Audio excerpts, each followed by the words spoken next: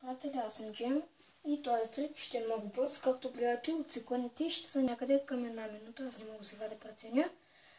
Извинете за приятелите, защото не мога да направя този клип, който казах в предпоследния си клип с този момент, защото ще го направя някой друг път. И сега почвам с трика.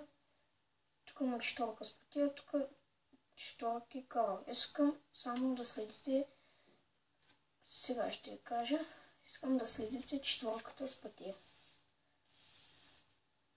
Тя е тук, но тук е другата, тук е четворката с пътя. Много лесен трик. Как става? Трябва да имате четворка кола обикновена или други карти, четворка с пътя обикновена и една карта с двете.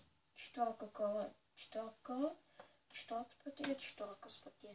И как почете, фащате или четворка кола, или четворка с пътя. Ако е четворка кола, четворката кола ще е отдолу. Ако е четворка с пътя, четворката с пътя ще е отдолу. И ето така. Почете. Казвате, че тук има четворка с пътя, тук двете са кари, но не показвате и двете, но показвате само тази карта.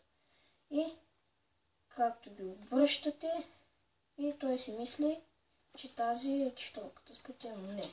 Това е двойната карта. Вие като направите така, ето, само обръщате и той мисли, че това е четворката с пътя. Но вие ги мешите и казвате, че това не е четворката с пътя, а ето тази. Благодаря, че гледате този клип. Следващият ще е, може би след седмица, не знам, но до тогава.